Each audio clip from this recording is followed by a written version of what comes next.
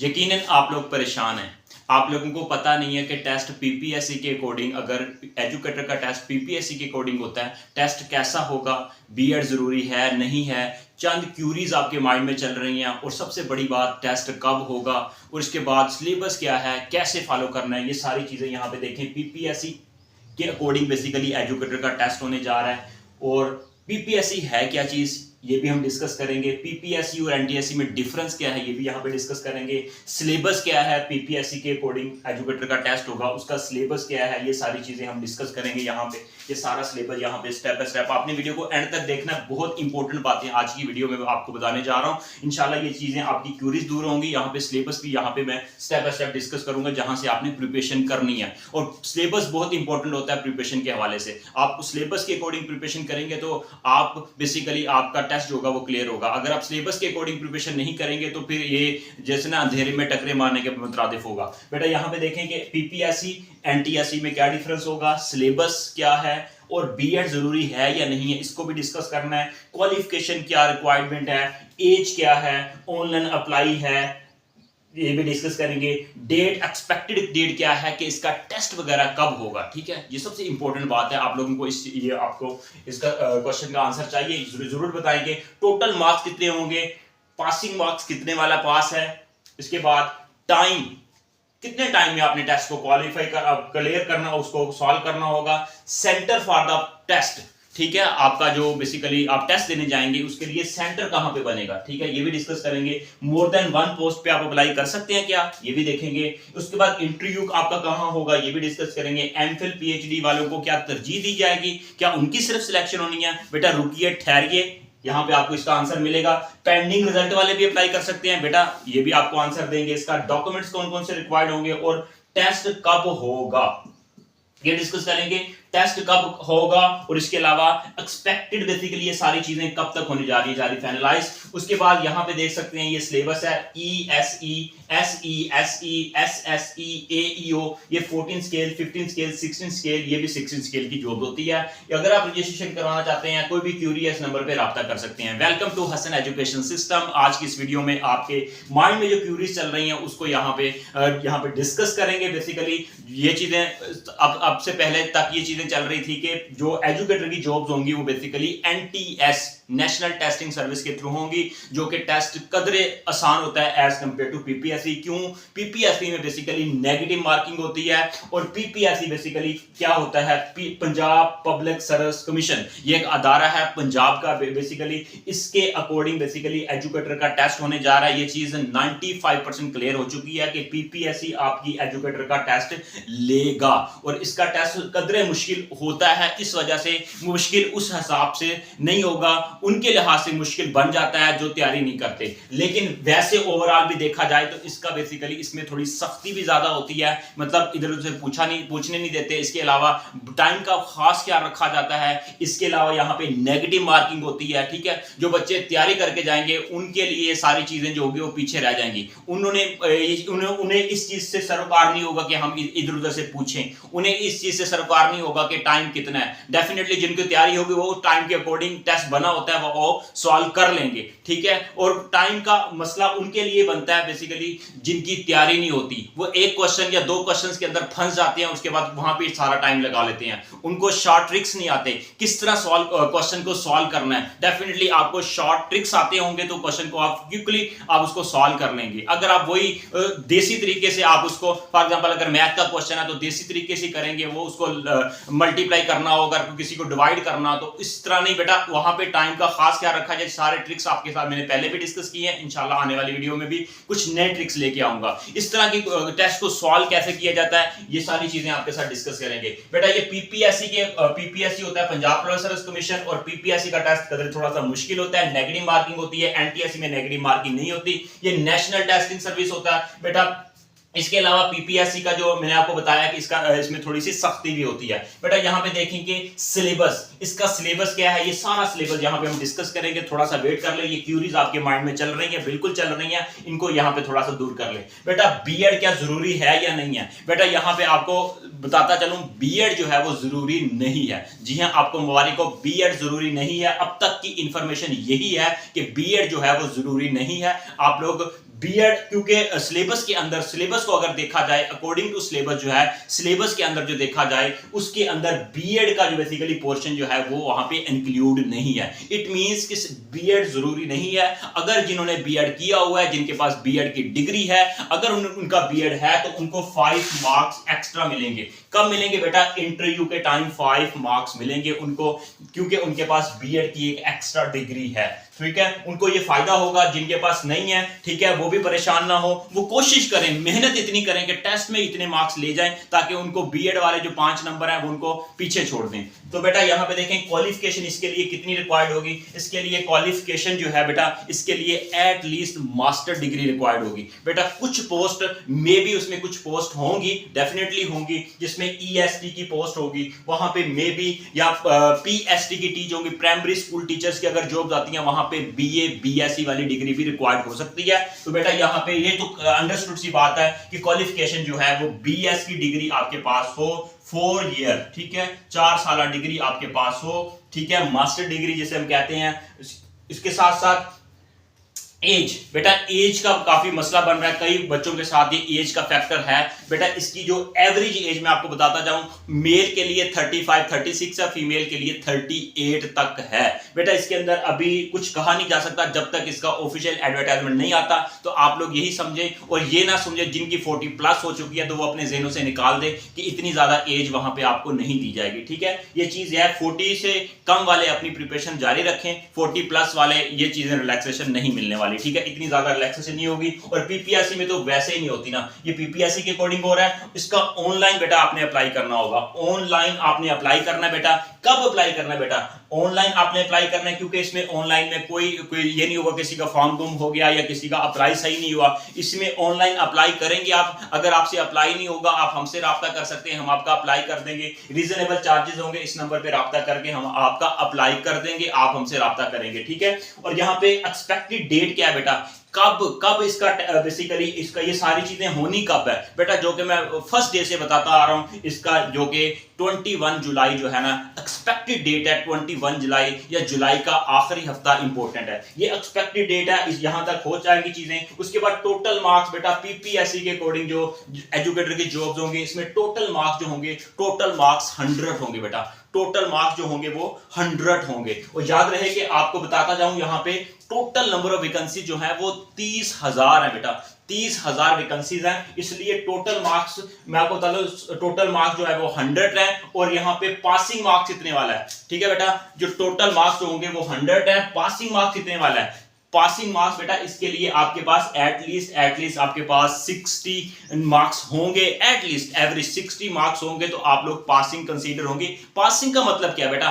पास मतलब यह है कि आपको इंटरव्यू के लिए बुलाया जाए। आपका मकसद सिर्फ टेस्ट देना नहीं है, टेस्ट देने से, पास करने से आप की जॉब नहीं लग जाएगी बेटा। टेस्ट के बाद पहला मरले में आपका टेस्ट होगा, उसके बाद आप टेस्ट जिनका क्वालिफाई होगा, अच्छे मार्क्स होंगे, इंटरव्यू में जाने के लिए एटलीस्ट एवरेज जो है अकॉर्डिंग टू पीपीएससी 60 मार्क्स आपके होने चाहिए। ठीक है, जिनके पास होंगे 60 मार्क्स वो जा सकता है आगे। वहां पे फिर इंटरव्यू होगा, बेसिक क्वेश्चंस किए जाएंगे आपके स्टडी से रिलेटेड। उसके ऊपर भी वीडियो बना दूंगा किस तरह के क्वेश्चंस होते हैं बेटा। नेक्स्ट, और इसमें फिर पासिंग मार्क्स जो मैंने आपको बताया कि इंटरव्यू में जाने के लिए आपके पास एटलीस्ट 55 to 60 मार्क्स आपके होने चाहिए, तो आपके अच्छे मार्क्स कंसीडर होंगे अकॉर्डिंग टू पीपीएससी, तब आप लोग आगे जा सकते हैं इंटरव्यू के लिए। इसलिए यहां पे आप कोशिश करें आपके मार्क्स मैक्सिमम हो ताकि आप आगे इंटरव्यू के लिए आपको बुलाया जाए। अदरवाइज अगर पहले स्टेप में ही आप वहां पे रह गए, आपका टेस्ट क्लियर नहीं हुआ, तो आप खत्म, आपका चांस खत्म। तो ये मौका जो 7-8 सालों के बाद आया, हो सकता है कि फिर पता नहीं कब आता है, ये तो फिर अल्लाह ही जानता है। ठीक है, इसी तरह कोशिश करें कि अभी आपके पास टाइम है, मेहनत करें और दिन रात एक कर दें। डेफिनेटली पहले आपको आपसे मेहनत आपको डिमांड करती, पहले आप मेहनत करेंगे तो तभी फिर आपको उसका मेहनत का फल मिलेगा। ये ऐसा नहीं होगा कि फल आपको पहले मिल जाएगा, मेहनत आप फिर बाद में करेंगे। बेटा बहुत स्टूडेंट जो पछताते हैं, बाद में अफसुर्दा होते हैं, बहुत ज्यादा टेंशन में होते हैं कि हमारे साथ क्या हो गया और हमारा टेस्ट क्लियर नहीं हुआ। उस पछतावे से बचने के लिए आपके पास आज का मौका है, आज का टाइम है। एक मिनट को आप उसको कीमत देखें तो मैं कहता हूं कि इसकी बहुत ज्यादा कीमत है, इसलिए टाइम को वेस्ट ना करें बेटा। टाइम को सही टाइम में आप यूज करें, सही जगह पे इस्तेमाल करें टाइम को। इस तरह फजूल इधर उधर एक्टिविटीज में टाइम वेस्ट ना करें, टाइम की कदर करें, यकीन करें टाइम भी आपकी कदर करेगा। तो बेसिकली ये तो ओवरऑल टाइम की बात थी। पेपर की टाइमिंग क्या होगी बेटा? पेपर की टोटल टाइमिंग बेटा 90 मिनट्स होती है। 100 एमसीक्यूज होंगे, 90 मिनट्स में आपने करना होगा। 90 मिनट के अंदर तकरीबन बनता है, 90 मिनट बनता है बेटा 1.5 घंटा। 1.5 घंटे में आपने 100 सवाल करने। यहां पे अंदाजा लगाएं, वही क्वेश्चन लोग क्वेश्चन हल कर पाएंगे जिनकी क्वालिफिकेशन, मतलब जिनकी क्वालिफिकेशन के मुताबिक उनकी बेसिकली प्रिपरेशन भी हो, तैयारी भी हो, तभी कामयाबी मिलेगी। अदरवाइज इसी तरह अगर आप ये सोच के जा रहे हैं तुक्के लगा लेंगे तो वहां पे तो फिर नेगेटिव मार्किंग ही भी है बेटा। और यहाँ पे तुक्के कितने के लगा लेंगे, ऐसा नहीं होता। गैस वाले जो होता है ना, ये यहाँ पे कोई ड्रामेबाजी नहीं है बेटा। ये सारी यहाँ पे आखिर जो लोग पेपर सेट कर रहे हैं वो आपसे भी एक स्टेप आगे हैं। आखिर उनके पास ये अथॉरिटी है, वो पेपर बनाते हैं, उनके माइंड में ये सारी चीजें, उनकी ट्रेनिंग हुई होती है कि बच्चे किस तरह गैस कर सकते हैं, ये करते हैं। वो पेपर की सेटिंग इस तरह करते हैं, आप जितने भी तुक्के लगा लें, गैस कर लें, आप लोग आगे नहीं जा सकते। लेट्स सपोज अगर चले भी जाएंगे बेटा तुक्के लगाने से, तो आगे जाके आपसे इंटरव्यू तो होगा, इंटरव्यू में आप वैसे वहां पे फंस जाएंगे। तो इसलिए बेहतर यही है कि आप वहां पे तुक्के लगाने के बजाय तैयारी करके जाएं। पछतावे से बेहतर यह है कि आप तैयारी करके जाएं बेटा। 90 मिनट में क्वेश्चन करने होंगे। इसके अलावा सेंटर फॉर द टेस्ट बेटा, आपका सेंटर कहां पे बनेगा टेस्ट के लिए? सेंटर आप जब अप्लाई करेंगे बेटा, वहां पे आपको ऑप्शंस दिए जाएंगे, आपने चूज करना होगा कि कौन सा सेंटर रखना है। फॉर एग्जांपल आप लाहौर से हैं तो लाहौर के आपका जो घर है, आपका जो एड्रेस है, उसके अकॉर्डिंग करीब करीब जो ऑप्शंस वहां पे अवेलेबल होंगे बेटा, वहां पे आप लोग वहां पे अप्लाई करेंगे। ठीक है, जो भी आपने अप्लाई करना होगा उसके मुताबिक आप टेस्ट को चूज कर लेंगे। ये बात होगी बेटा। इसके साथ साथ अगर कोई भी शहर है बेटा, इसके लाहौर है, लाहौर है, इसके अलावा फैसलाबाद है, इसके अलावा गुजरांवाला है, बहावलपुर है, मुल्तान है बेटा, कोई भी शहर है, आपका बेसिकली वहां पे शो हो जाएगा कि आप यहाँ पे करीबी करीबी सेंटर जो होंगे उसको आप चूज कर लेंगे बेटा। ऐसा नहीं होगा कि अगर आपका कोई गांव है, कोई कस्बा है, टाउन है, ठीक, ऐसा नहीं होगा बेटा कि आप वहां पे, इस तरह नहीं होगा। आपको बड़े शहर आना पड़ेगा टेस्ट देने के लिए। मोर देन वन पोस्ट बेटा, अगर आप एक से ज्यादा जॉब पे अप्लाई करना चाहेंगे तो क्या आप कर सकते हैं? बिल्कुल बेटा, आप अप्लाई कर सकते हैं। अगर आप ईएसटी पे अप्लाई करनी है, एसएसई पे भी अप्लाई कर सकते हैं, आप एसई पे अप्लाई कर सकते हैं। एक से ज्यादा पोस्टों पे अप्लाई कर सकते हैं आप। इंटरव्यू भी आपका डेफिनेटली जो आपने सेंटर चूज किया होगा उसके मुताबिक ही होगा, लेकिन मोस्ट प्रोबेबली इसका जो होगा चांसेस उसके होते हैं वो लाहौर बनता है बेटा। इंटरव्यू के लिए आपको लाहौर जाना पड़ेगा। एमफिल पीएचडी जिनकी डिग्री ज्यादा है उनको डेफिनेटली उनको थोड़ा सा मार्क्स दिए जाएंगे। लेकिन जैसे कि मैंने स्टार्ट में बताया, बीएड के यहाँ पे जब बात की थी कि बेसिकली जिनका बीएड है उनको एक्स्ट्रा मार्क्स मिलेंगे, इसी तरह एमफिल वालों को भी एक्स्ट्रा मार्क्स मिलेंगे बेटा। आप जिनका अगर ये दोनों चीजें नहीं है तो वो लोग तैयारी करके टेस्ट में अच्छे मार्क्स लेके वो आगे बढ़ सकते हैं, इनको पीछे छोड़ सकते हैं। इस तरह बेटा पेंडिंग रिजल्ट वाले क्या अप्लाई कर सकते हैं बेटा? जिनके तो अभी बिल्कुल थोड़े से दिन रहते हैं वो तो अप्लाई कर सकते हैं, लेकिन जिनके ज्यादा अगर टाइम है तो वो लोग अप्लाई नहीं कर सकते बेटा। पेंडिंग वाले जेल से निकाल दे, फेल वाले भी अप्लाई नहीं कर सकते, सप्ली वाले अप्लाई नहीं कर सकते। डॉक्यूमेंट्स बेटा इसमें कौन कौन से रिक्वायर्ड है? आपके ऑल डिग्रीज, उसकी ट्रांसक्रिप्ट, आपका आईडी कार्ड, डोमिसाइल, ये सारी चीजें जो होंगी ये आपका होना चाहिए बेटा। इसके साथ साथ जो मैरिड है उनका हस्बैंड का निकाहनामा वगैरह होगा बेटा, वो भी समटाइम उसकी रिक्वायरमेंट होती है। तो ये चीजें होती हैं बेटा। व्हेन टेस्ट बेटा, सबसे इंपॉर्टेंट ये बात है, टेस्ट कब होगा बेटा? आपको यहाँ पे नोट डाउन करें। टेस्ट जो होगा, क्योंकि जो राना सिकंदर हयात साहब बेसिकली हमारे एजुकेशन मिनिस्टर हैं, सीएम जो बेसिकली सीएम ने उनको एजुकेशन मिनिस्टर लगाया बेटा, उन्होंने कई बार ये चीज बात की वहां पे की है कि जो ये एजुकेटर की जॉब्स हैं बेसिकली ये छुट्टियों में मराहिल पूरे हो जाएंगे बेटा। छुट्टियों में अगर पूरे हो जाएं तो इसके मुताबिक अभी तो टाइम कितना रह गया? जुलाई स्टार्ट हो चुका है, आगे अगस्त में स्कूल खुल जाने हैं, 15-14 अगस्त में स्कूल खुल जाएंगे बेटा। ये आपके पास थोड़ा सा टाइम रहता है, तकरीबन 1.5 महीने से भी कम रहता है बेटा। इसके अकॉर्डिंग देखा जाए तो ये टेस्ट जो होगा, जैसे इसकी एडवर्टाइजमेंट आएगा थोड़े अरसे के बाद ही, ऐसा नहीं होगा कि एडवर्टाइजमेंट अप्लाई करेंगे उसके बाद बहुत ज्यादा आपके पास टाइम होगा और आप लोग तैयारी कर सकेंगे। अप्लाई के बाद बहुत कम टाइम होगा जब आप लोग इसके ऊपर इसका टेस्ट देंगे, इसलिए टेस्ट इसका बहुत जल्द हो जाना है अप्लाई के फौरन बाद। इसलिए आपके पास, मैं बार बार ये बात कर रहा हूं, आपके पास टाइम कम है, यही टाइम जो है इसको यूटिलाइज करें। टाइम आपके पास कम है, इसमें आप तैयारी करें। अप्लाई के बाद टाइम नहीं बचेगा, क्योंकि छुट्टियों के अंदर ये सारी चीजें फाइनलाइज होनी है अकॉर्डिंग टू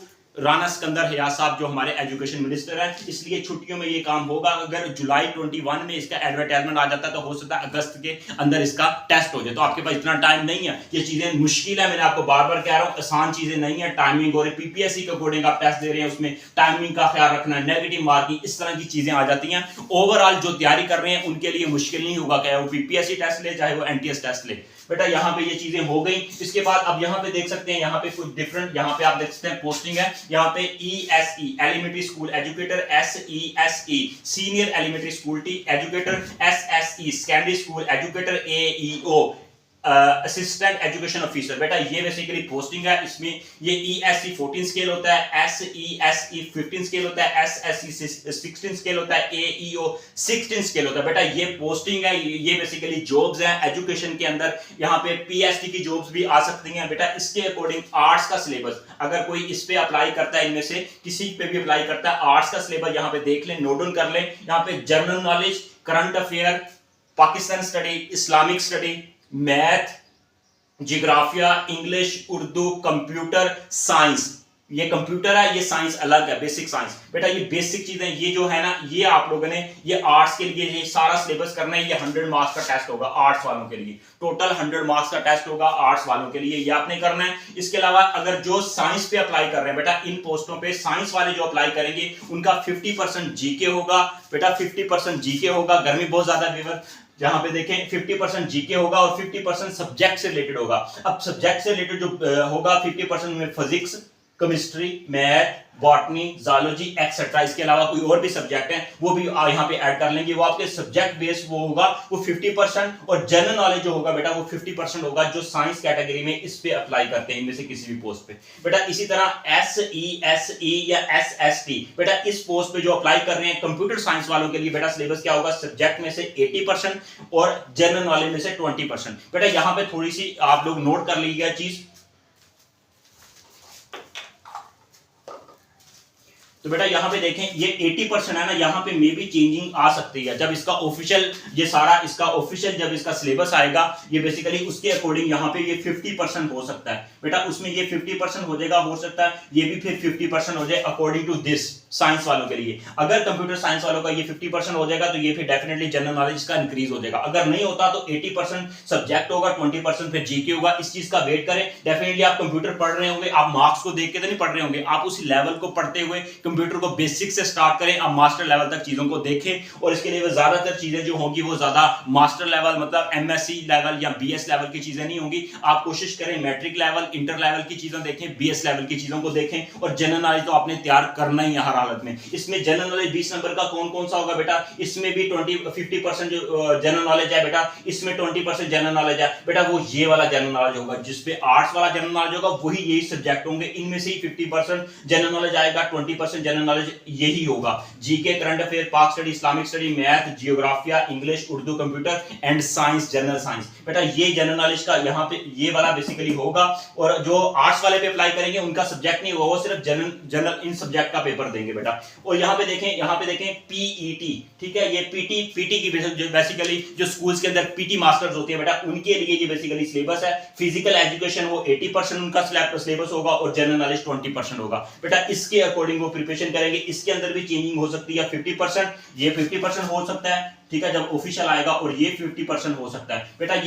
ये सिर्फ थ्योरी है, हो सकता है इसके अंदर ये यही रहे, हो सकता है ये चेंज हो जाए। और ओवरऑल हो सकता है इसके अंदर भी मॉडिफिकेशन आ सकती है बेटा। क्यों? क्योंकि ये बेसिकली प्रीवियस सिलेबस है 2022, उसकी बेस पे है। और कुछ इंफॉर्मेशन भी मैंने कलेक्ट करने की कोशिश की है कि उसके अकॉर्डिंग बेसिकली इसी सिलेबस को बेसिकली फॉलो किया जाएगा, या फिर इसके अंदर थोड़ी बहुत चेंजिंग आ सकती है। ये बेटा ओवरऑल आपकी क्यूरीज थी यहाँ पे, और ये बेसिकली बेटा आपका सिलेबस था। इसके मुताबिक तैयारी करें, टाइम ना वेस्ट करें, टाइम बहुत शॉर्ट रह चुका है। और आप लोग टाइम की कदर करें। जब आप टाइम की कदर करेंगे, यकीन करें अब पढ़ते हुए आपको पसीना भी आएगा, आपको गर्मी भी लगेगी, ठीक है व्यूअर्स। कोई भी चीज आसान नहीं होती। अब यहाँ पे मैं आपको ये क्यूरीज वगैरह आपकी दूर कर रहा हूँ, यहाँ पे सिलेबस बता रहा हूँ बेटा। गर्मी लगती है, हर इंसान को लगती है बेटा। क्यों? क्योंकि मेरी कोशिश है आप लोगों को ये सही चीजें आप तक मुंतकिल हो, आपको पता चले, आपके माइंड में जो क्यूरीज वगैरह है वो दूर हो, ताकि आपको मोटिवेशन मिले, आप मेहनत करें। जब मेहनत करेंगे तो आगे बढ़ेंगे, ठीक है। आपका रास्ता देखिए, सिलेबस बहुत इंपॉर्टेंट होता है। सिलेबस के अकॉर्डिंग जब आप प्रिपरेशन करेंगे तो आपकी प्रिपरेशन ऑथेंटिक होगी। देखें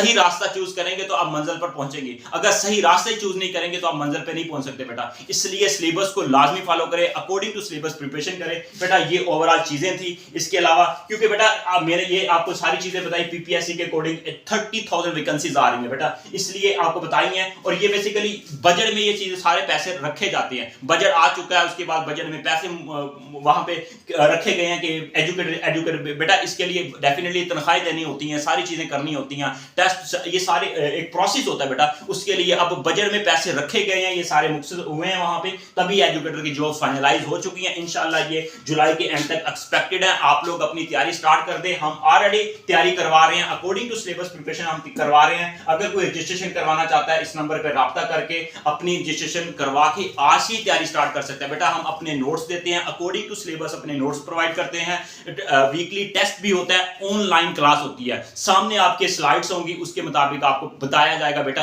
ऐसे ऐसे चीजों को करना है, इसके मुताबिक आप ऑनलाइन प्रिपरेशन भी कर सकते हैं बेटा। और इसके अलावा कोई भी क्यूरीज होती हैं, इस नंबर पर राब्ता करके आप हमसे गाइडलाइन ले सकते हैं, रजिस्ट्रेशन के हवाले से इंफॉर्मेशन ले सकते हैं। इसकी फीस बिल्कुल मुनासिब है बेटा। और इसी वीडियो की डिस्क्रिप्शन में व्हाट्सएप ग्रुप का लिंक होगा, उसको आप ज्वाइन करके वहां पे आप हमसे क्वेश्चन वगैरह भी कर सकते हैं, जो भी आपको या नंबर पे राब्ता करके हमसे पूछ सकते हैं बेटा। और बेटा ये सारी चीजें थी आपके साथ डिस्कस की हैं, इंशाल्लाह आप लोगों को समझ आ गई है। और कोई भी आपके माइंड में कोई क्वेश्चन वगैरह आप हमसे राब्ता कर सकते हैं बेटा। चैनल पर नहीं है तो चैनल को सब्सक्राइब कर लें और वीडियो को लाइक करें, दोस्तों के साथ शेयर करें जिनके माइंड में ये क्यूरीज वगैरह चल रही है, जिनको सिलेबस का इंतजार था बेटा। ये मैंने आपको एक सिलेबस बता दिया, इसके अकॉर्डिंग प्रिपरेशन करें। अगर कोई 19-20 होता है सिलेबस, कोई चेंजिंग आती है तो इंशाल्लाह वो भी आपके साथ डिस्कस कर दिया जाएगा। लेकिन आप फ्री ना बैठें, अब इस चीज का वेट ना करें। मुझे इस चीज का अक्सर स्टूडेंट कहते हैं कि सर हम तब पढ़ना स्टार्ट करेंगे, तब रजिस्ट्रेशन करवाएंगे या तब अपनी स्टडी करेंगे जब हमारे पास इसका एडवर्टाइजमेंट आ जाएगा, अप्लाई कर देंगे बेटा। तब टाइम नहीं होगा, ये छुट्टियों के अंदर से ये सारी चीजें होनी है।